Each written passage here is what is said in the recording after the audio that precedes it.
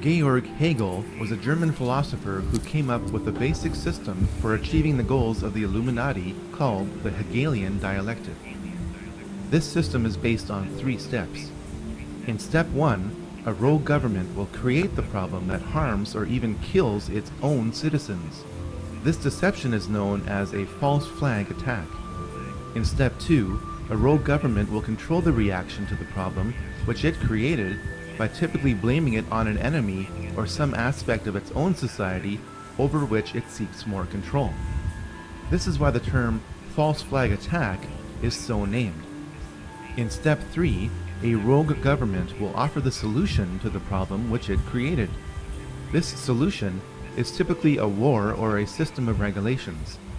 The solution would usually not be accepted by the public had the rogue government not created the crisis and controlled the reaction to it in the first place.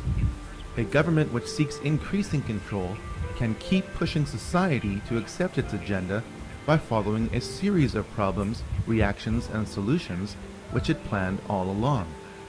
The significance of the Hegelian dialectic is not how evil it is, but rather how often governments choose to follow it.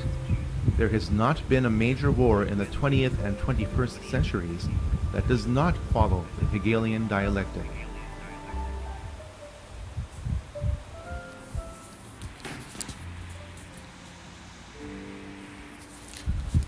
So as you can see, there is a method to their madness. There's a very nefarious, insidious method to their madness. It might look confusing to you, it might look out of place to you, because with this method, which is the Hegelian dialectic, it brings a lot of confusion. So that's that order out of chaos, order out of chaos, right? So it comes with a lot of confusion. So in that confusion, in that confused state, they will present to you something that is somewhat relatable, right? And you will gravitate towards it. They do it all the time, and it's very effective. Like you heard the narrator talking about how it's not about how evil it is how effective it is. This is why they keep using it. I mean, it's evil, no doubt about that, because naturally, what they want you to consent to, you wouldn't consent to it.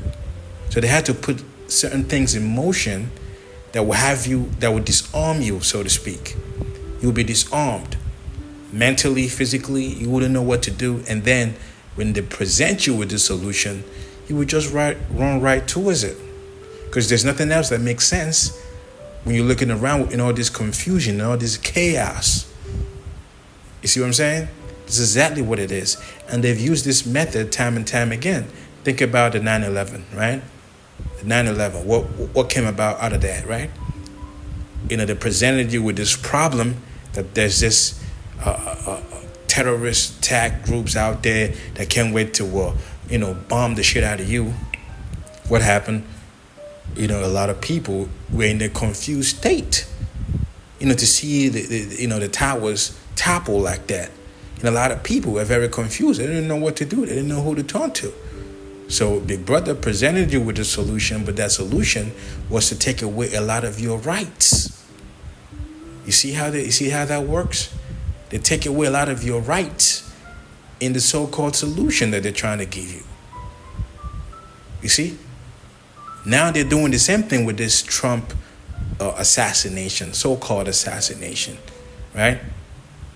And a lot of people are, once again, in a confused state. Like, who the hell would want to assassinate a prominent man like that? A lot of people that were on the fence about how untrustworthy Trump is, now they're beginning to think, Trump might not be such a bad guy if they're trying to assassinate him. You see? So they've presented you with the problem. Now a lot of people are reacting to this problem. So the next step is the solution they will bring to this problem. And mind you, anytime they give you a solution to a problem, it's never for your benefit. So this is something naturally you wouldn't want to consent to. But to take away your power to be able to reason properly with all the chaos that they've presented you with. You wouldn't think properly. So what happens, any idea that somewhat makes some kind of sense, you would just gravitate towards it. And it works like a charm. It works like a charm, man. Think with the year 2020 also, right? During the pandemic and things of that nature, they also presented you with a problem, right? A lot of people reacted, oh shit, we're all gonna die. What are we gonna do? We need a solution to this. Well, they gave you the solution. All you gotta do is give us your arm. And a lot of people gave their arm. Look at where we are now. See? They do it over and over again, and people fall victim to it over and over again. You see? Which brings us to the scripture real quick. In 2 Corinthians, the 4th chapter, and the 3rd verse. It says, but if our gospel be hid, it is hid to them that are lost, in whom the God of this world hath blinded the minds of them that believe not, lest the light of the glorious gospel of Hamashiach, who is the image of the Most High, should shine unto them. All praises to the Most High, Yahweh, Bahashem, Yahweh Shai, Bahashem, Ruchahakodash. Double honors to apostles and elders of Great Millstone, who taught us this truth and continue to teach us this truth. Peace, salutation, shalom, shalom, shalom. To all you hopefully elect brothers and sisters out there, that of the household of faith, the 144,000 mighty men of the house of Israel, to the men, women, and children that are allotted to be delivered in this latter days. To you, I say shalom. To the brothers that are pushing this truth in honesty and in sincerity, to you, I say shalom, right? And I was just watching a couple of clips, I always like to, watch clips and look forward to post and, inform people of what is going on. If you know my channel, I like to do that a lot. And I watch a lot of couple informative things. I like to, keep my mind sharp and, read the scriptures, watch about the scriptures and things like that.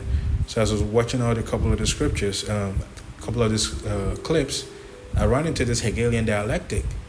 And this is a method to their madness. Because it might look like these guys are crazy, the things they allow, the things they push. But when you see the end result of that, now you understand the method. And in this regard, that method is the Hegelian dialectic, right? That's the problem, reaction, solution. They give you the problem. The problem is a manufactured problem. See? It's a manufactured problem, and even the solution, even the reaction to that problem is controlled. That's why you have your shields in all these social media platforms, right? You have your shields to guide you in how to properly react to it. You see? Have a lot of all this so-called, they're against the globalists and things of that nature. Meanwhile, they've been put up in the position they are by the so-called globalists, right? So these shields are there to control your reaction to these problems, to tell you how to feel about these problems, right? Because a lot of people are so numb. They've been put through all kinds of chaos. They don't even know how to think. They don't even know how to react. So you need people to properly control your reaction to this problem. And then when people start to react to the problem, guess what? They present you with a solution to that problem. And that solution is never for your own good, because naturally you will not consent to the solution to the problem, right? It's not something you would just be like, oh man, if they just come at you right off the bat with the solution, be like, oh, this is what we want you to do. We want you to give up your rights. We want you to give up your gun. We want you to, give up your freedom of speech. Nah. First of all, they introduce a problem, which is hate speech, right? So they make it look like, if you're coming against, transgenders and alphabet community is hate speech, right? So to you, a lot of people start to react to it. They have all these shields out there making it look like, oh man, you're a bad guy if you are, if you're calling somebody hateful words or whatever, right? And then what happens? You start thinking that maybe it's not so bad if our speech is limited in social media and things of that nature. Well, this is the agenda all along. is to take away your speech. So they just had to present you with a problem, which is hate speech. Now it's okay for you to just give away your freedom of speech. You see where they're going into? Same goes with the gun control, right?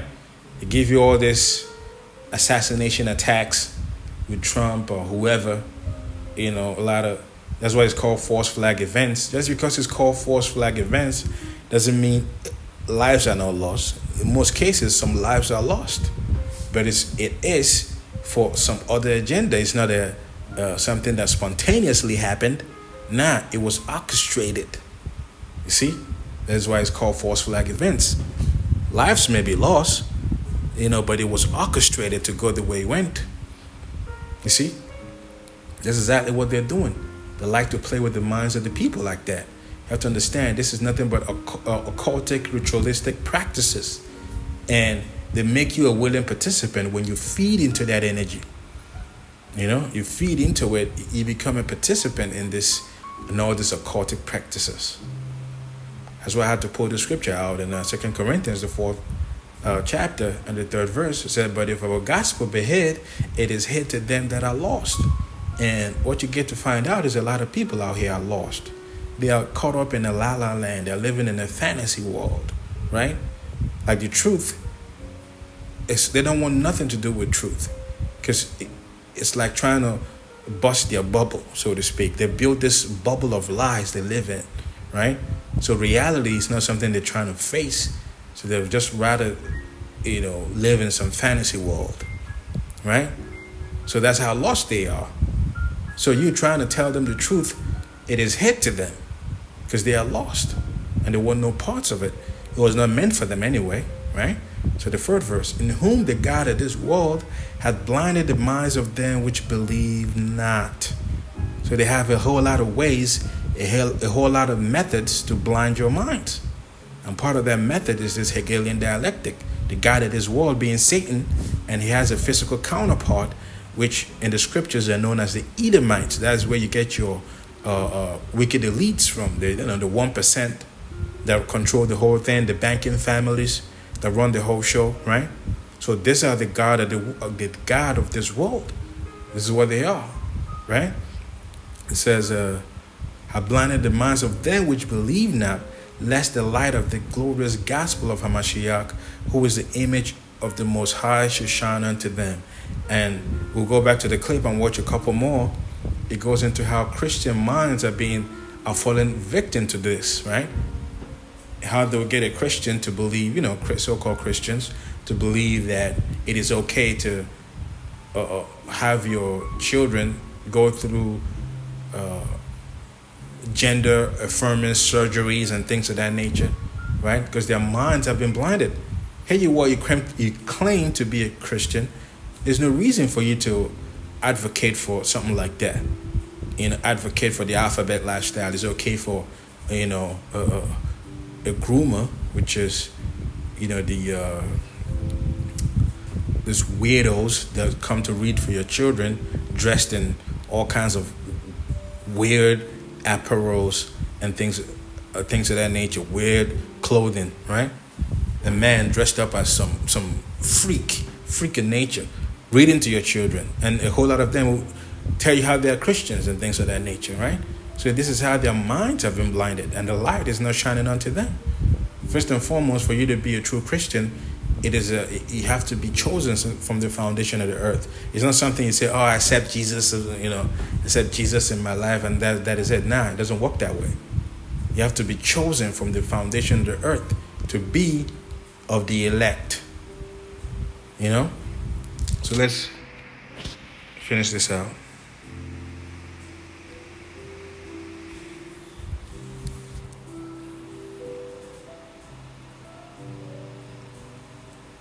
The Hegelian dialectic is a very subtle psychological process which can destroy conviction, crumble your conscience, and it can even eliminate every shred of opposition that might exist within you that would make you oppose the exterminating of Christian principles in society.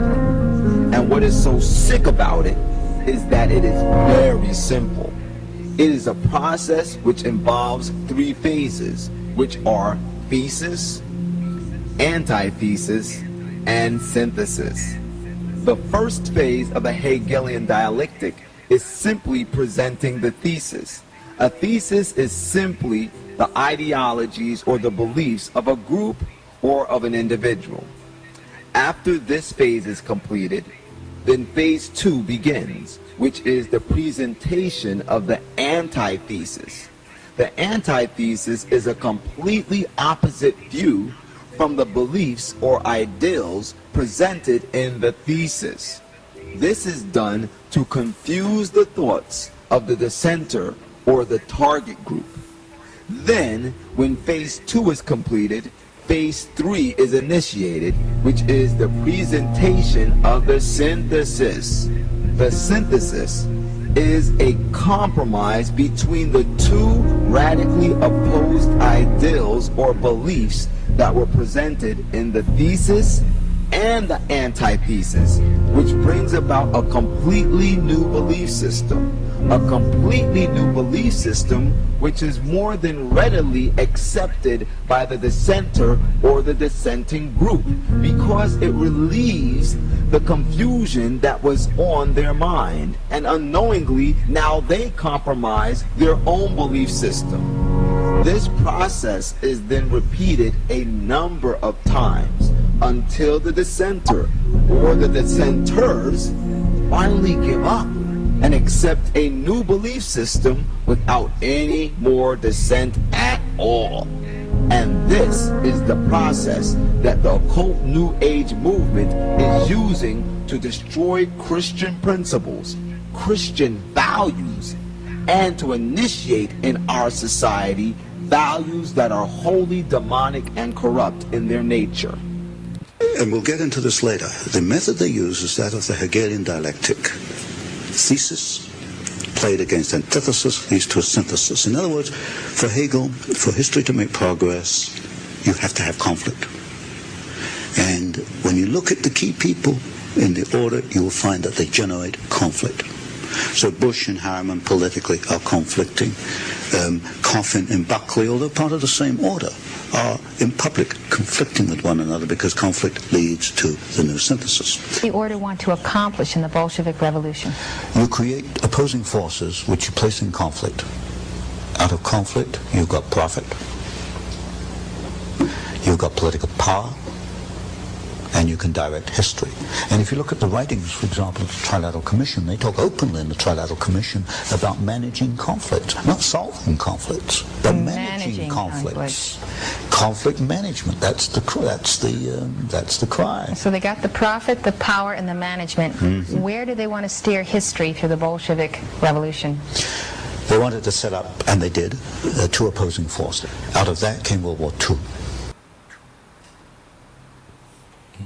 See, now you understand the method to the madness. From what this man is saying here, the conflict between the red and blue, the Democrats and the Republicans, is manufactured.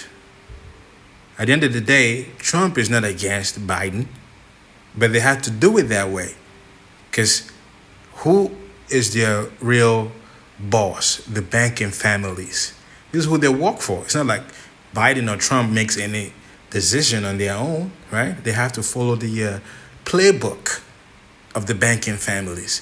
But they need you to feed into that Hegelian dialectic crap. You know, this is how they get you into thinking that, oh man, now I have to choose sides. It doesn't matter what side you choose. It's the same, like they said, the birds of the same feather, right? Two sides of a coin. It's still the same devils, you see? But they get you. You actually think there's a conflict there. That's why they have all these talk shows, you know, where the presidents come at each other, you know, trying to, you know, Biden is looking like some stupid mother effer, and Trump is looking like someone with a sense, right? It goes on and on and on. And the people out there are having conflicts with each other. How, oh, if you're voting for Biden, you're really, you know, you're just this dumb individual and you don't want America to be great again. And, you know, other side is saying if you're voting for Trump, then you're a racist and a bigot and You see what I'm saying? This is that, what did he say? Conflict management. This is how they manage the conflict. They cultivate that. They need you in that kind of mindset. That is the Hegelian dialectic. So now they will present you with a solution. In other words, trying to have you meet like a common ground for both parties. You see, even the dissenters will start thinking, maybe it's not so bad to choose this, right? This is how they get you.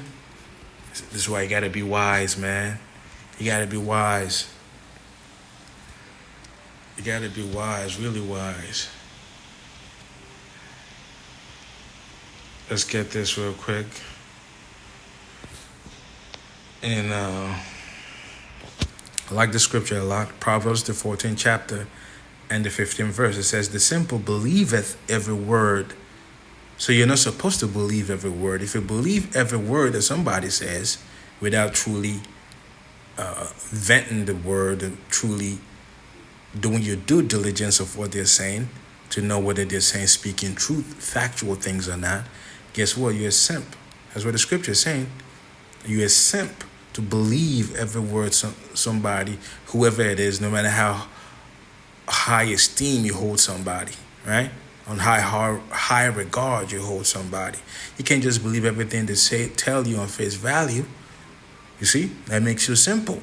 Say, but the prudent man looketh well to his going. In other words, the prudent man is very aware of his surroundings, is very aware of what people are saying, so he doesn't fall victim to this Hegelian dialectic. He knows when someone is trying to bamboozle him, right? He knows when somebody is trying to deceive him. What makes someone prudent. So this is the type of mindset you're supposed to be in. So you're not easily deceived. You don't easily fall prey to all these deceptions that are going on out here, because it seems like every day there's a new deception out there. All gloves are off. They're putting everything on the line now, right? They're coming at you with everything they got. So you have to be even more wiser. You have to take the words that are written in the Bible very seriously, man, because it's going to keep you firm, steady when all places in chaos and very shaky grounds. You will be deeply rooted and standing firm, steadfast. You see?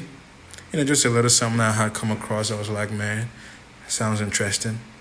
But with that, all praises to the Most High, Yahweh, Bahashem, Yahweh Shai, Bahashem, Rahakodash, the one us to apostles and elders of Great Millstone. See you next time, Lord willing. Shalom. Shalom.